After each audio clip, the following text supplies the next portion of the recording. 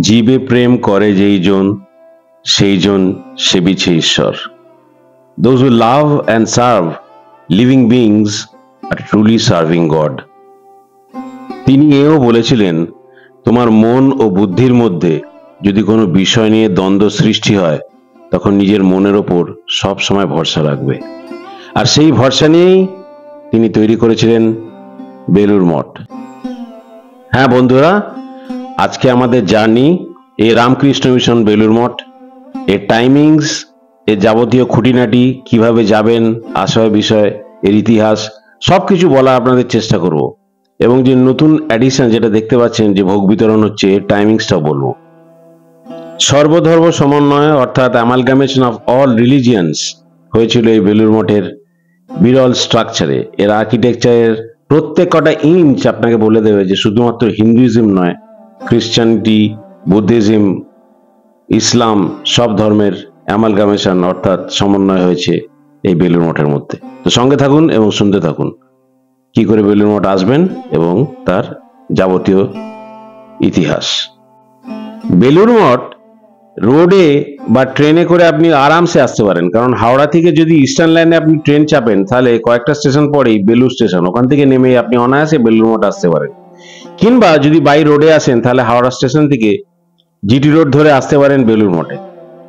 Well connected by road and railways বললাম, এবং ফেরিঘাটের দ্বারা ওয়েল কানেক্টেড। দক্ষিণেশ্বরে যারা যারা আসেন তারা ভায়া ফেরি মানে বোটে করে একদম ক্রস করে বেলুড় মঠে আসতে পারেন। আর এই বেলুড় মঠের গেটের সামনেই মোটামুটি এই ম্যাপগুলো দেয়া আছে, তার মধ্যে আপনারা বুঝতে পারবেন যে কিভাবে বেলুড় মঠে আসবেন, খুব সুন্দরভাবে দেওয়া। এবং বেলুড় মঠের দর্শনীয় স্থান কি কি সেগুলো আপনাকে ঢোকার আগেই একদম পরিষ্কারভাবে দেওয়া বোর্ডে, পারলে আরো পজ করে আপনারা একদম দেখে নেবেন যে কি কি টেম্পলস এর মধ্যে দেখবেন। ডিটেলসে তো আমি আপনাদের বলবোই, তাছাড়া এই যে ডান দিকে দেয়া আছে সবকিছু আপনারা পজ করে দেখতে পারেন। কিংবা list of the presidents, list of the faculty, list of all people who are engaged, মানে যারা যারা এই বেলুড় মঠে এনগেজ সেসব মহারাজাদের নামও এখানে দেয়া আছে। একটু পজ করবেন, করে দেখে নেবেন। এগুলো ইন্টারনেটে আপনারা পেয়ে যাবেন, তবু ঢোকবার মুখে ডান দিকে খুব সুন্দরভাবে ডিসপ্লে করা আছে বেলুড় মঠে যাওয়ার আগে। তা আমি বেলুড় মঠে গেছিলাম ভায়া মাই ওন ভেহিকল, এবং ভেহিকল পার্কিং এর যেটা দেখলেন ডান দিকের রাস্তা দিয়ে ভেহিকল পার্কিং করতে পারেন, এবং ডান দিকের রাস্তা দিয়ে সোজা ফেরিঘাট যাওয়া যায়, যেটা একটু আগে দেখলেন। মানে এটা মেন গেট, আপনি মেন গেটের দিকে মুখ করে দাঁড়িয়ে যদি ডান দিকে যান তাহলে ফেরিঘাটে চলে যেতে পারবেন, এবং ফেরিঘাট করে আপনি ক্রস করে ওইদিকে দক্ষিণেশ্বরে যেতে পারবেন। এটা একটা ইজিয়েস্ট রুট। আর যত two wheeler, four wheeler parking সব ওইদিকে করা যায়। আর ফোর হুইলার পার্কিং এর আরেকটা জায়গা আছে যেটা হচ্ছে মেন জিটি রোডের ওপরে, সেটাও আপনারা করতে পারেন মন্দিরে ঢোকার আগে। টু হুইলার পার্কিং এর অনেকগুলো জায়গা আছে। ঢুকতে ঢুকতে আমরা দেখলাম যে দুদিকে গাছে গাছ ভর্তি এবং সুন্দর মাঝখান দিয়ে রাস্তা। আর এই যে বিল্ডিংটা দেখছেন বাঁদিকের বিল্ডিংটা স্বামী অভেদানন্দের বিল্ডিং, অভেদানন্দ কনভেনশন সেন্টার। ইনার প্রচুর কাজ আছে লাইফ আফটার ডেথ নিয়ে, তা ওর জ্ঞানী লোক ছিলেন। আর এই যে রাস্তাটা সোজা চলে যাচ্ছে, এই সোজা রাস্তাটা যাচ্ছে মেন বেলুড় মঠের মধ্যে। দুদিকে গাছ, যদিও একটু গরম ছিল তবুও খুব একটা ডিসকমফর্ট লাগছিল না। প্রচুর লোকজন এখানে যাতায়াত করে, এবং অল ওভার দ্য ইয়ার প্রচুর অনুষ্ঠান হয়, যে অনুষ্ঠানগুলো অ্যাটেন্ড করতে লোকজন যায়। এই অনুষ্ঠানের মধ্যে মেন যে অনুষ্ঠানগুলো হয় সেগুলো হচ্ছে মেনলি রামকৃষ্ণ, বিবেকানন্দ, সারদা দেবীর জন্মদিন উপলক্ষে, মানে জন্মবার্ষিকী উপলক্ষে যে অনুষ্ঠানটা ওরা করে, সেই অনুষ্ঠানটা দেখবার মতো। প্রচুর ভক্তগণ এখানে সেদিন আসেন এবং প্রচুর ভিড় হয়।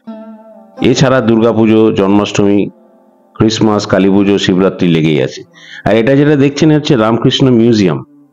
রামকৃষ্ণের ইউজ করা যাবতীয় সব জিনিসপত্র যত সংগ্রহ করতে পেরেছেন তখনকার দিন থেকে সবকিছু এর মধ্যে আপনারা পাবেন, রামকৃষ্ণ এবং সারদা দেবীর।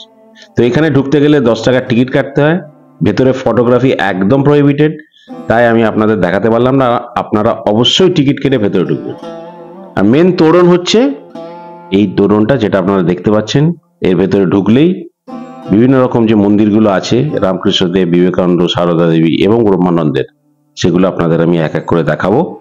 সুতরাং সঙ্গে থাকবেন এবং দেখতে থাকবেন। আর এই তোরণের মধ্যে একটা জিনিস লেখা আছে, সেই লেখাটা আপনারা দেখুন, উপলব্ধি করতে পারেন কি লেখার মানেটা।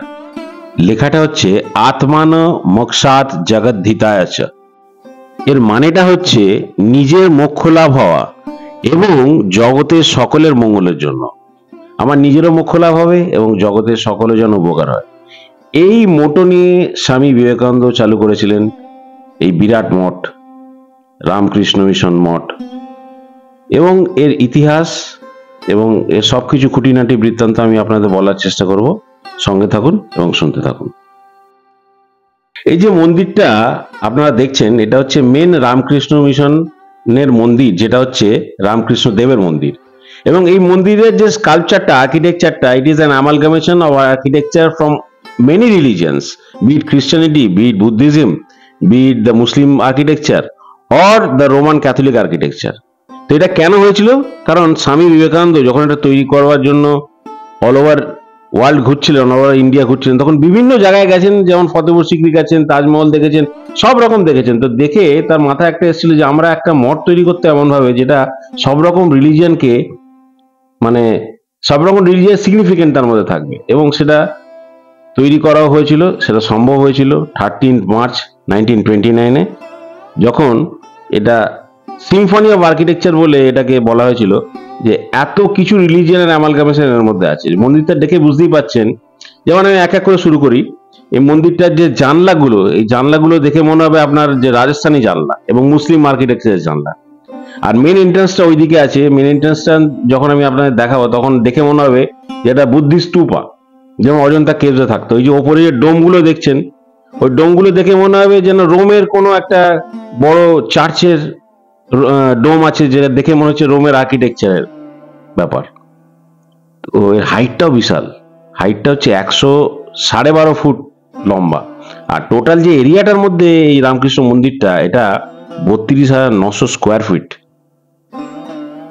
ভাবা যায় কত বড়। মানে তখনকার দিনে তৈরি করেছিল, নট ভেরি লং বিফোর। মানে এটা মোটামুটি যে ফিনিশ করা হয়েছিল 1929-এ 13 মার্চ চালু করেছিল। এবং এনার যে ইঞ্জিনিয়ার ছিলেন, তিনিও একজন স্বামীজি ছিলেন। সেই স্বামীজির নাম ছিল স্বামী বিজনানানন্দ। তিনি একজন সিভিল ইঞ্জিনিয়ার ছিলেন।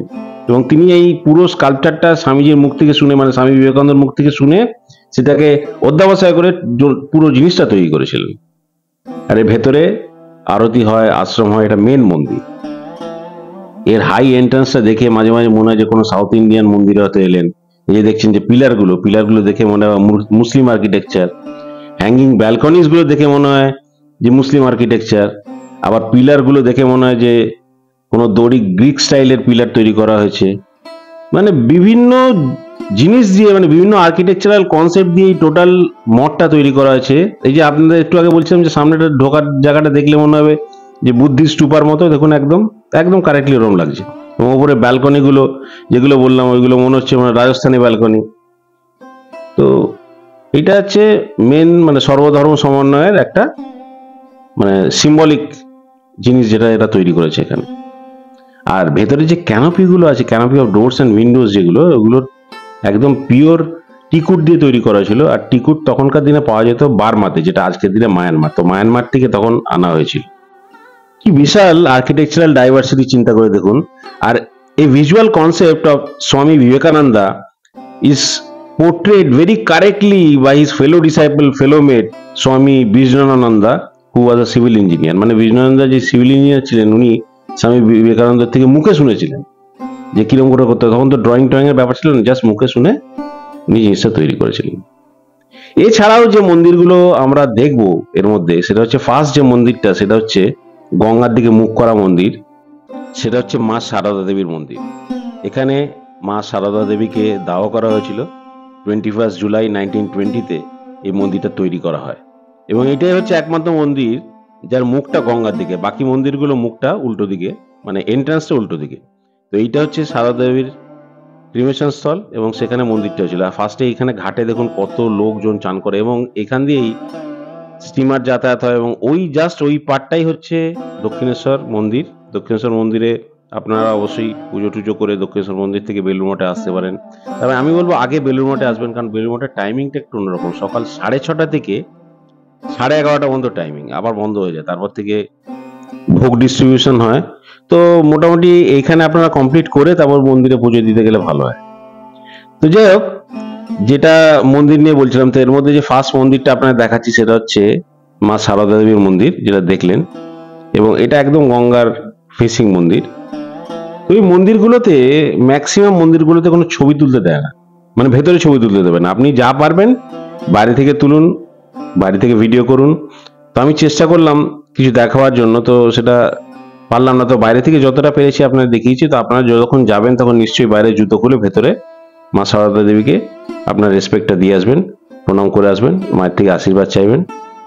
ইনাকে এখানেই দাহ করা হয়েছিল এবং তার উপরে এই মন্দিরটা তৈরি করা হয়।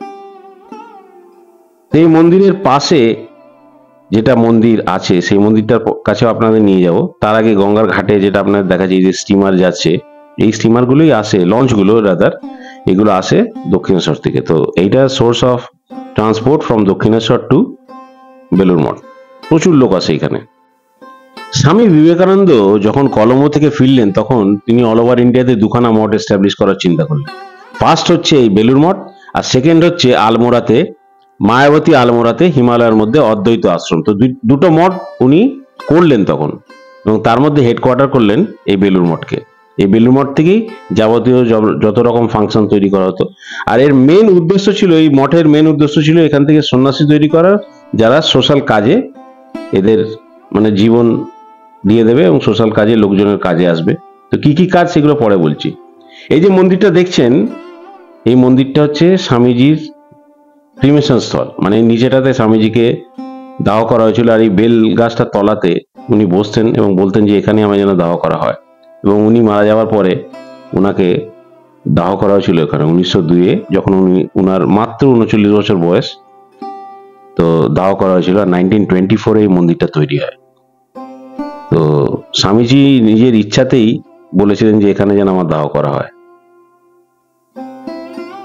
কি বিউটিফুল মন্দির, এবং মন্দিরের সব রংগুলো দেখবেন একই রকম রং। আর এই মন্দিরের যে মানে স্কাল্পচার কি বলেন, আর্কিটেকচার বলেন, এটাও মোটামুটি সব একই ধরনের, মানে কোনো যে একদম সনাতনী হিন্দুর মতো নয়। আচ্ছা, এবার আমরা যাচ্ছি যে মন্দিরের সামনে, সেই মন্দির হচ্ছে স্বামী ব্রহ্মানন্দের মন্দির। স্বামী ব্রহ্মানন্দর মন্দিরটার ব্যাপারে আপনাদের একটু বলি। স্বামী ব্রহ্মানন্দ ছিলেন first president of this Belur Math. তো ওনার ভেতরে একটা মার্বেল স্ট্যাচু আছে, যেটা আমি দেখাতে পারলাম না, কারণ ভেতরে কোনো মন্দিরে দেখানোর অ্যালাউড নেই। বাইরে থেকে আপনি দেখতে পারেন, তুলতে পারেন video, but you are not allowed inside. মানে আপনাকে ভেতরে কোনোভাবেই ভিডিওগ্রাফি কিংবা ফটোগ্রাফি কোনো রকম শুট করতে দেওয়া যাবে না। তো উনি ছিলেন first president of Belur Math. ওনার ভেতরে মার্বেল স্ট্যাচু ছিল স্বামী ব্রহ্মানন্দর। তো এটা হচ্ছে ওনার মন্দির। তাহলে আপনারা কি কি মন্দির দেখলেন, কি কি জিনিস দেখলেন এর মধ্যে? ফার্স্ট হচ্ছে আপনারা দেখলেন এই যে মেন মন্দিরটা দেখলেন, যে রামকৃষ্ণ মন্দির। সেকেন্ডলি আপনারা দেখলেন সারদা দেবীর মন্দির, যেখানে সারদা দেবীকে দাহ করা হয়েছিল। থার্ড দেখলেন আপনারা স্বামী বিবেকানন্দ মন্দির, যেখানে স্বামী বিবেকানন্দকে দাহ করা হয়েছিল। এবং ফোর্থ দেখলেন স্বামী ব্রহ্মানন্দ মন্দির। মানে 4খানা মন্দির আপনারা দেখলেন। তো যদি কেউ জিজ্ঞেস করে যে বেলুড় মঠে কটা মন্দির দেখেছেন, তাহলে আপনারা বলবেন আমরা 4টে মন্দির দেখেছি, আর এখানে 4খানা মন্দিরই আছে। আর মেন মন্দির যেটা এখন দেখছেন, এই মন্দিরের ভেতরেই আরতি হয়, এই মন্দিরের ভেতরেই যাবতীয় প্রার্থনা এই মন্দিরের ভেতরেই ম্যাক্সিমাম হয়, এবং যত লোকজন যায় এই মন্দিরটাকে ফোকাস করেই যায়, কারণ এটা সবচেয়ে পুরনো মন্দির। এবং এই মন্দিরটার মধ্যে আর্কিটেকচারাল ডিসপ্লে যেটা নিয়ে এতক্ষণ ধরে বললাম, সেটা সবচেয়ে বেশি এর মধ্যেই এক্সিবিটেড করা আছে। এই যে মঠটা আপনারা দেখছেন, এই মঠটা দেখবেন বিভিন্ন অ্যাঙ্গেল থেকে বিভিন্ন রকম লাগে। কোন অ্যাঙ্গেল থেকে লাগে মসজিদ, কোন অ্যাঙ্গেল থেকে লাগে চার্চ, কোন অ্যাঙ্গেল থেকে টেম্পল লাগে। তো it is seen from different angles and you will get to see different types of sculptures in it, different kinds of architecture in it. আরেকটা জায়গা যেখানে আমরা এখন আসছি, এটা হচ্ছে রামকৃষ্ণদেবের এবং বিবেকানন্দের মেনলি বিশ্রামাগার। এখানে বিবেকানন্দ বিশ্রাম করতেন, থাকতেন এবং দোতলা শুতেন, সামনেই গঙ্গা। তো ওখানে নানা রকম ওনার যে জিনিসগুলো উনি ইউজ করতেন, যে জিনিসগুলো উনি যেটা শুতেন যে খাটের ওপর, সবকিছু ওখানে ডিসপ্লে দেখতে পাবেন। ওই সেম অ্যাজ ইউজুয়াল এখানেও ছবি তুলতে দেয় না, তাই বাইরে থেকেই যেটুকু দেখাতে পারলাম। আর যে জায়গায় আমি দাঁড়িয়ে আছি, আর কুকুরকেও দেখলেন দাঁড়িয়ে আছে, এই জায়গা থেকে অ্যাকচুয়ালি খাওয়ার যে কুপনটা, ভোগ বিস্তারের কুপনটা দেয়, যে কুপনটা, এই কুপনের কোনো প্রাইস নেই। আপনি এই কুপন নিতে গেলে যেটা ইচ্ছা নিজের মতো আপনি দান করতে পারেন, তবে চেষ্টা করবেন একটা ডিসেন্ট দান করা। এই দানের পয়সা দিয়ে এরা রিটার্ন করে লোকজনকে খাওয়া দাওয়া করে, প্রচুর লোকজন খায়, যেটা আমি আপনাদের দেখাবো। এবং খুব তৃপ্তি করে আনন্দের সঙ্গে প্রচুর লোকজন লাইন দিয়ে খায়। যখন দেখুন একদম গঙ্গার পাড়ে লোকজন লাইন দিয়ে দাঁড়িয়েছে, প্রচুর গাছ তো তাই গরমটা কম লাগে। তো 11টার পরে, 11:30টার পরে অ্যাকচুয়ালি বেলটা, যে একটা বেল হয়, বেল পড়ার পরে এই লাইনটা স্টার্ট করে দেয়। অনেকক্ষণ আগে থেকে 11:30টার মধ্যে আপনাকে টিকিট কেটে ফেলতে হবে। মানে আপনি 9টা 9:30 থেকে টিকিট দেওয়া চালু করে, মানে কুপনটা আপ টু 11:30 পর্যন্ত কুপনটা দিতে থাকে, তার মধ্যে আপনাকে কুপন কাটতে হবে। তারপরে কিন্তু আপনি আর কুপন পাবেন না। তো আগে ঢুকে গিয়ে কুপনটা কেটে নিয়ে আপনারা দেখাশোনা করুন, মন্দির টন্দির দেখুন, ঘুরে বেড়ান, ভক্তি ভরে ভেতরে একটু প্রার্থনা করুন। কিন্তু ফার্স্টলি যদি ভোগ খেতে হয় তাহলে গিয়ে 9:30 থেকে 11:30টার মধ্যে কুপনটা কেটে ফেলুন এবং দাঁড়িয়ে পড়বেন টাইমলি এসে এই লাইনে। কারণ লাইন যত বড় হবে তত কিন্তু আপনি পেছনে থাকবেন, তত আপনার টাইম বেশি আসবে। যদিও এর মধ্যে খাবারের মানে খেতে দেওয়ার জায়গা বিশাল বড় এবং প্রচুর ক্যাপাসিটি, কারণ প্রচুর লোক একসঙ্গে খেতে পারবেন, কয়েক হাজার লোক খেতে পারবে। এবং স্টোরেতে আছে, শুধুমাত্র গ্রাউন্ড ফ্লোর না, ফার্স্ট সেকেন্ড থার্ড এরকম স্টোরে আছে যেখানে লোকজন খেতে পারে। তবুও যতটা তাড়াতাড়ি আপনি দাঁড়াতে পারবেন লাইনের প্রথম দিকে, তত তাড়াতাড়ি এন্ট্রান্স করবেন। আর এই এন্ট্রি করতে করতে দেখবেন একটা বিউটিফুল সিনারি দেখতে দেখতে যাবেন, ডান দিকে গঙ্গা। আমি মাঝে মাঝে মানে আই এনভি আপন দিস মঠ, যে যদি আমি সত্যি সন্ন্যাসী হতাম তাহলে এই মঠে থাকতে পারতাম, কত সুন্দর লাইফটা হতো। সেটা অবশ্য আলাদা অ্যাসপেক্ট অফ লাইফ, সন্ন্যাসী তো সবাই হতে পারে না, মাঝে মাঝে মনে ইচ্ছা হয়। আবার মঠ থেকে বেরিয়ে পড়লে রেগুলার লাইফ, রেগুলার স্ট্রাগল সবার লাইফেই, be it a monk or be it a general person like me, সন্ন্যাসী হোক বা আমার মতো সাধারণ লোক হোক। কিন্তু এই রাস্তাটা যেটা দিয়ে, যেখানে ভোগ দেয়, যেখানে যাচ্ছি, বিউটিফুল রাস্তা। মানে আপনারা যখন যাবেন মন ভরে যাবে গঙ্গা সাইডিং, এত সুন্দর ভরা গঙ্গা, আবার বর্ষাকাল, জল একদম থই থই করছে। এখানে হাত ধোয়ার জায়গা দেখতেই পাচ্ছেন, এখানে হাতটা ধুয়ে স্ট্রেট একদম যাবেন আপনারা ভোগ প্রসাদের কক্ষের দিকে। আর এই ভোগের টাইমিংটা যেরকম বলেছি 11:30টার পর থেকে চালু হয়। আর আপনাদের যে টোটাল টাইমিং যেটা হয় ঢোকার এবং বেরোনোর, আরেকবার বলে দিই ভালো হবে। এপ্রিল থেকে সেপ্টেম্বরে ফ্রম 6:30 AM টু 11:30 AM, 6:30 থেকে 11:30, তারপর থেকে ভোগ প্রসাদ দেবে, বন্ধ হয়ে যাবে। আপনাকে একদম ভোগ টোগ খাইয়ে বাইরে বের করে দেবে অন্য দিক দিয়ে। আর ইভিনিং এ 4 PM থেকে 9 PM, এটা হচ্ছে আপনার টাইমিং। আর অক্টোবর থেকে মার্চে 6:30 to 11:30, আর ইভিনিং এ 3:30 to 8:30, এই হচ্ছে মোটামুটি একটা টাইমিং। আর টেম্পলটা বন্ধ হয়ে যায় 11:30টাতে। আর ইভিনিং এ যখন আপনার একটা বেল পড়বে তখন টেম্পলটা বন্ধ হয়ে যাবে এবং আপনাকে খালি অ্যালাউ করবে যে মেন রামকৃষ্ণদেবের মন্দিরের ভেতরে আরতির কক্ষে। বাকি আপনাকে গঙ্গার ধারে একদম ঘুরতে দেবে না। গঙ্গার পাড়ে কিংবা গঙ্গার ধারে ঘোরবার নির্দিষ্ট টাইম আছে, তো আপনি যখন ইচ্ছা গঙ্গার ধারে কিংবা তার পাড়ে আপনি ঘুরতে পারবেন না। সুতরাং এটা একটা ভালো জায়গা, এখানে এসে ভালো মনে আসুন এবং শান্তি নিয়ে যান, শান্তি দিয়েও যান। তো চলুন আমরা যাচ্ছি এখন প্রসাদ গ্রহণ করতে চেম্বারে, এবং চেম্বারটা দেখাচ্ছি। এবং এখানে থাকারও জায়গা আছে, ডান দিকে আপনারা দেখলেন যে টয়লেটের জায়গা আছে। তো খুব নিট অ্যান্ড ক্লিন, খুব পরিষ্কার পরিচ্ছন্ন এখানে, এবং এভরিথিং ইজ ওয়েল অর্গানাইজ। মানে এখানে ভালো ভালো লোকেরা এসে ম্যানেজমেন্ট শিখতে হবে, এত সুন্দর জায়গা। একদম কোনো রকম ক্যাওস নেই, এত লোক খাচ্ছে, একটা পিন অফ সাইলেন্স, কোনো নিটনেসের মধ্যে কাজ হচ্ছে। এই যে সব দেখছেন নিয়ে যাচ্ছে খাবার টাবার, এই ডান দিকটাতে প্রচুর ট্রলি এর মধ্যে খাবার স্টোর হচ্ছে, কারণ প্রচুর লোক খায় এভরিডে। এবং এই সব ট্রলিতে খাবার স্টোর করা হয় এবং ট্রলি ঠেলে ঠেলে নিয়ে আসে খাবার জায়গা। এই যে টেবিলগুলো দেখা যাচ্ছে, আপনারা দেখে বুঝতেই পাচ্ছেন যে কি বিশাল একটা জায়গা, কি বিশাল একটা হল। শুধুমাত্র আমি বলেছিলাম যে গ্রাউন্ড ফ্লোর নয়, এর অনেক স্টোরে আছে, আমি দেখাচ্ছি আপনাদের স্টোরে গুলো। তো এখানে প্রচুর লোকজন বসে স্টিলের থালায় খেতে দেয়। এই যে দেখছেন স্টোরে দেখা যাচ্ছে first floor, second floor, third floor, এরকম করে করে বিভিন্ন জায়গায়। কারণ অনুষ্ঠানের যে দিনগুলো আছে, সেই অনুষ্ঠানের দিনগুলোতে অল ওভার ইন্ডিয়া এবং বিভিন্ন বাইরের কান্ট্রি থেকেও এখানে লোকজন আসে। তো কত লোক এখানে হয়, কত লোক ভোগ খেতে আসে চিন্তা করে দেখুন। কারণ রামকৃষ্ণদেবের জন্মদিন, বিবেকানন্দের জন্মদিন, সারদা মাতার জন্মদিন, এবং দুর্গাপুজোর কুমারী পুজো হয়, দুর্গাপুজোর প্রচুর লোক আসে, জন্মাষ্টমীতে প্রচুর লোক আসে, এখানে ক্রিসমাস পালন হয়, এখানে কালী পুজো হয়, এখানে শিবরাত্রি হয়, কত অনুষ্ঠান এখানে হয় এবং কত লোক হয় চিন্তা করে দেখুন। এছাড়াও কত লোক এখানে খাবার পায় দেখুন, এবং বিনামূল্যে। আপনি যদি কিছু দিতে পারেন ভালো, আর না দিতে পারলে তাহলেও কোনো প্রবলেম নেই, বিনামূল্যে আপনার পেট ভরে আপনি এখানে খেতে পারবেন যে ভোগটা হয়। তো আমরা সামান্য কিছু টাকা দিয়েছিলাম। আরেকটা যে ইনফরমেশন আপনাদের দিচ্ছি, যদি এখানে আপনাদের বাড়ির কোনো লোক, কোনো বাড়ির মেম্বার আসতে পারলো না এবং ভোগ খাওয়ার খুব ইচ্ছা, আপনি কিন্তু ভোগ নিয়ে যেতে পারবেন। নিজে থেকে আপনাকে কোনো কন্টেনার নিয়ে আসতে হবে এবং সেই কন্টেনারে আপনাকে ভোগ দিয়ে দেবে, সেই ভোগ আপনি বাড়িতে নিয়ে যেতে পারেন। তার জন্য কোনো আলাদা চার্জ নেই, কোনো রকম অপমানসূচক কথাবার্তা আপনাকে বলবে না। আর এই খাওয়ার আগে দেখুন ওদের মন্ত্রোচ্চারণ হয়, যেরকম আমরা বলি, আমরা যেরকম খাওয়ার আগে বলতাম, ওম গঙ্গে চ যমুনা চৈব গোদাবরী সরস্বতী নর্মদা সিন্ধু কাবেরী জলেস্মিন সন্নিধিং কুরু। আমাদের ব্রাহ্মণদের পৈতে হওয়ার পরে এটা শেখাতো যে আগে একটুখানি অস্মিন করে তারপরে খাওয়াটা চালু করতে। মানে আমি এটা অফার করলাম ভগবানকে এবং ওয়ার্ল্ডের শান্তির জন্য, তারপরে আমি খাওয়া চালু করলাম। তো এইভাবেই ইনারাও চালু করেন। এটা মায়াপুরও আছে, বিভিন্ন জায়গাতে। আমি যখন স্বর্ণ মন্দিরে গেছিলাম তখনও দেখেছিলাম। তো এই চালু হলো খাওয়া দাওয়ার। তো ফার্স্ট যেটা আসছে সেটা হচ্ছে খিচুড়ি। একটা সুন্দর গন্ধ ছাড়ছে খিচুড়িতে, এবং তার সঙ্গে একটা ভেজ তরকারি, মানে মিক্সড ভেজের তরকারি দেয়। অসাধারণ খেতে। ভোগ প্রসাদের অ্যাকচুয়ালি কিরম টেস্ট কিরম না টেস্ট বলা যায় না, অসাধারণ খেতে। আপনি খালি মুখে দেবেন, আপনার মনে হবে যেন অমৃত খাচ্ছেন। আর সেম ইজ ওভার হিয়ার। এখানেও খুবই ভালো লাগছিল, তবে প্র্যাকটিক্যালি বলছি খুব গরম সার্ভ করে।